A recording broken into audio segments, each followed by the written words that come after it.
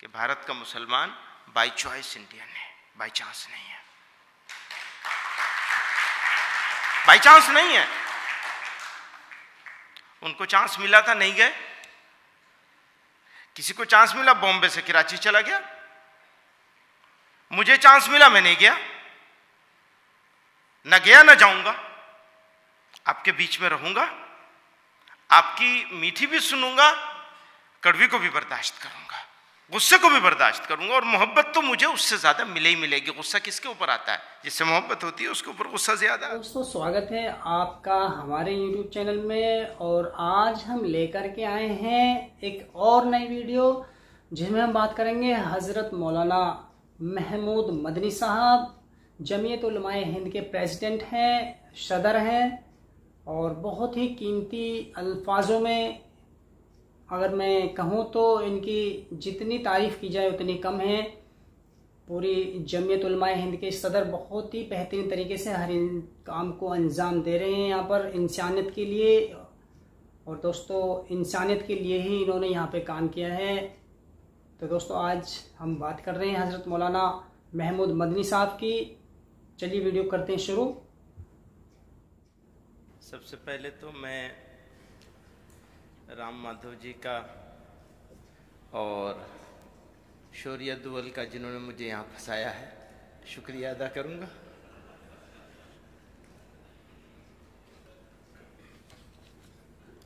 अब ये मत समझिएगा वाकई फंस गया हूँ मैं। मुझसे पहले तो बड़े स्कॉलर्स ने अपनी बातें रखी आपके सामने। अब जब इतने बड़े स्कॉलर्स के बाद मेरे जैसे आदमी का नंबर आ रहा हो तो फंसने ही कहेंगे। बात है भारत की डेमोक्रेसी की इस 70 सालों की।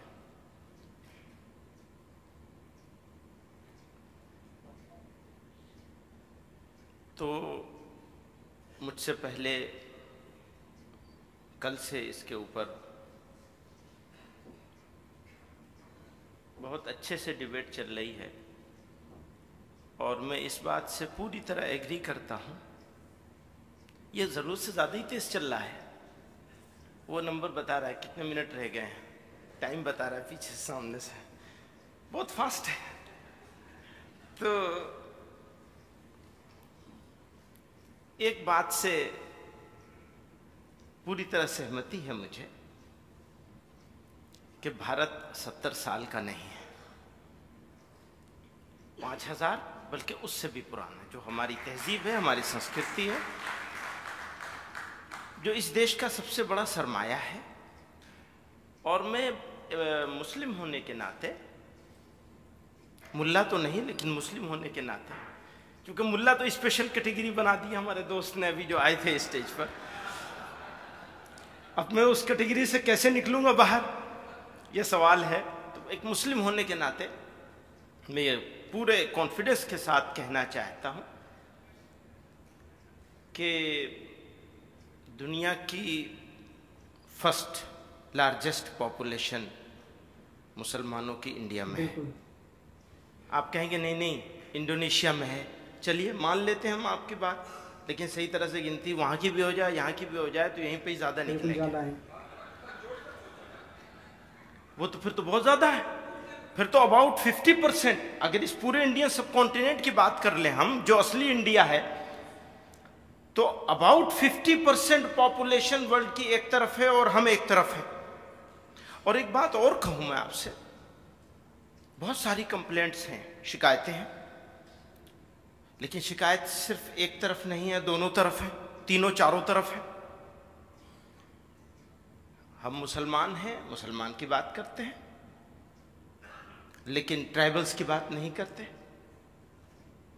आदिवासियों की बात नहीं होती, छोड़ के रखेंगे उन्हें।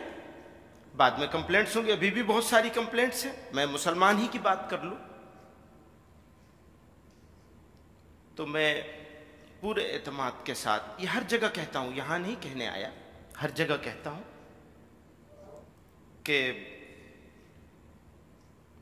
भारत के मुसलमान इस पूरे इंडियन सब कॉन्टिनेंट में रहने वाले मुसलमानों में सबसे अच्छे हाल में अगर किसी एरिया का मुसलमान है तो वो भारत का मुसलमान है।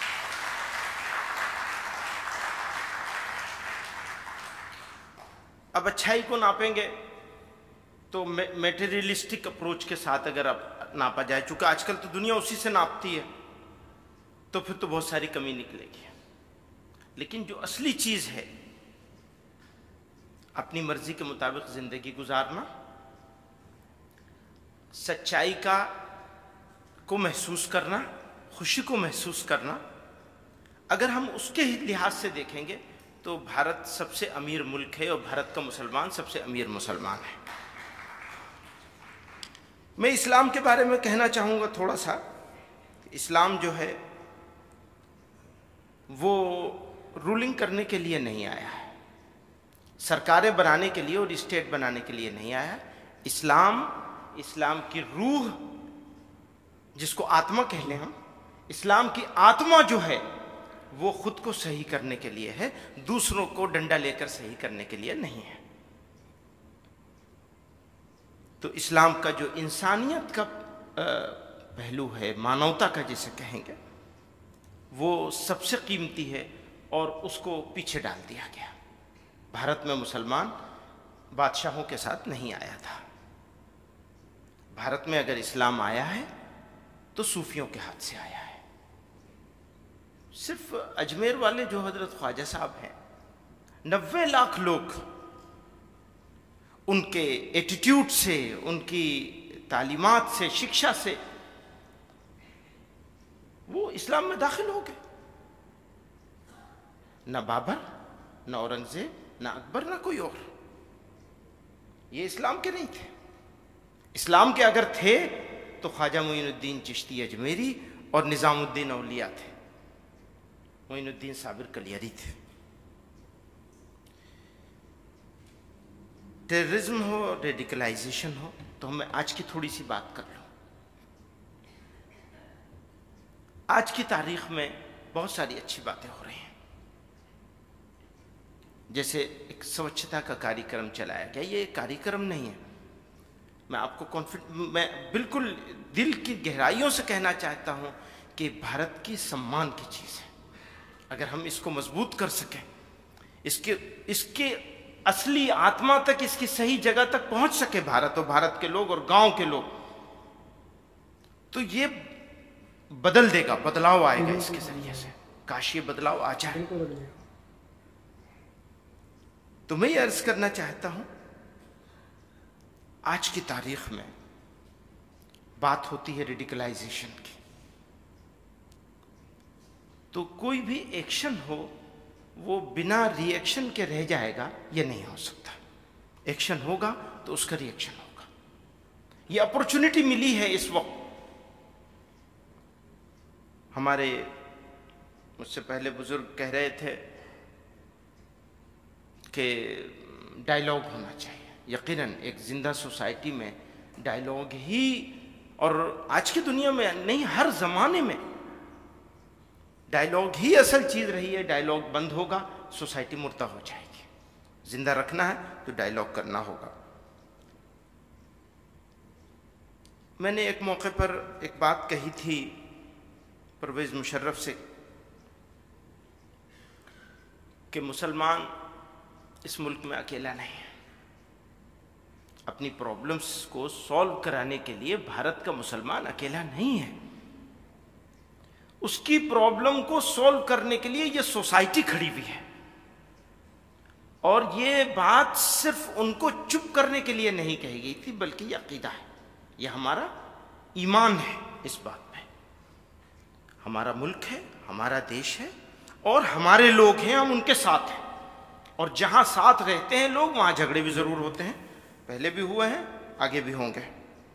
असहमति में सहमति को ढूंढना, होंगे सर, उसको तो इतनी बड़ा मुल्क है, 125 करोड़ के झगड़े नहीं होंगे, लेकिन झगड़े मुद्दे नहीं बनेंगे। झगड़े होंगे इसलिए कि उन्हें सॉल्व किया जाए। असहमतियों के बीच में सहमति ढूंढी जाएगी। मुसलमानों के रवैये के बारे में बहुत अच्छी अच्छी बातें हमसे पहले फतेह साहब ने कह दी, तो मुझे कुछ कहने का ज़्यादा मौका नहीं है, लेकिन मैं ये कहना चाहता हूँ कि भारत का मुसलमान बाय चॉइस इंडियन है, बाय चांस नहीं है, बाय चांस नहीं है।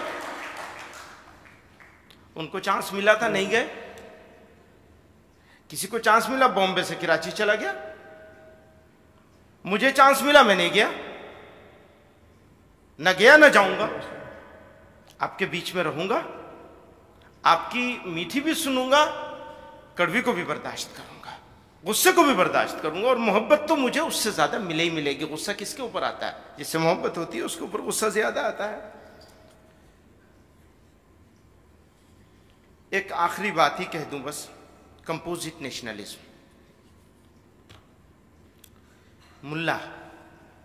मुल्ला लोग हैं, ये लास्ट कर रहा हूं मैं, 5 ही मिनट रह गए हैं, उससे पहले खत्म करने की कोशिश करूंगा। कंपोजिट नेशनलिज्म की बात हो रही है, मुल्लाओं की बात हो रही है। इत्तेफाक से मैं भी दाढ़ी मूछ मुंडा के रखता हूं।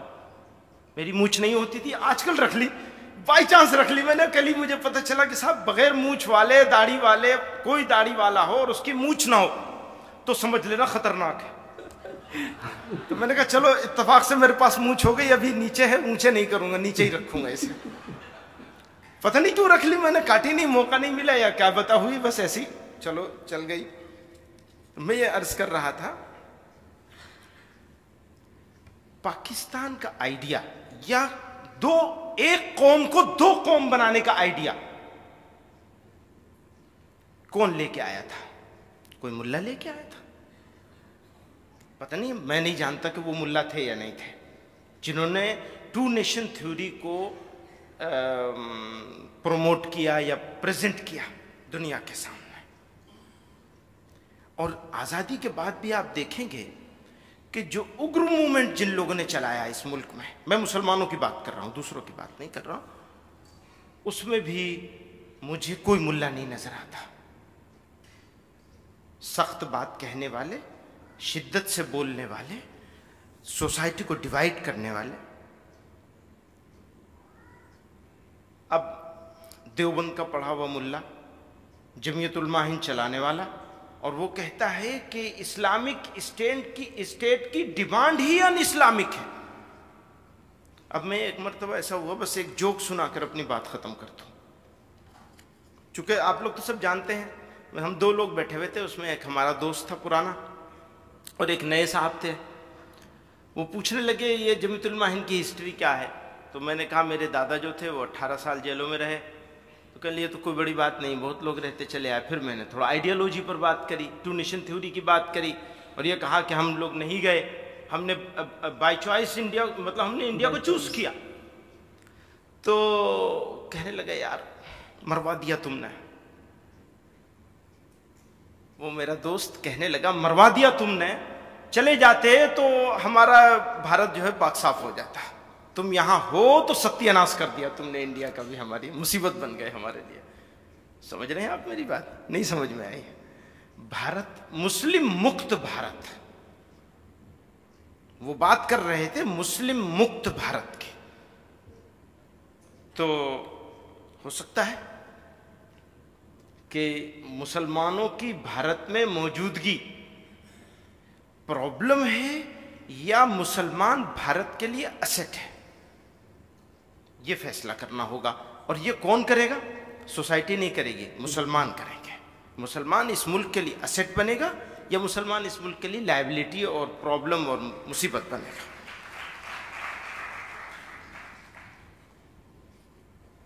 मैं बहुत शुक्रिया अदा करूंगा आप सब लोगों का कि मुझे बर्दाश्त कर लिया।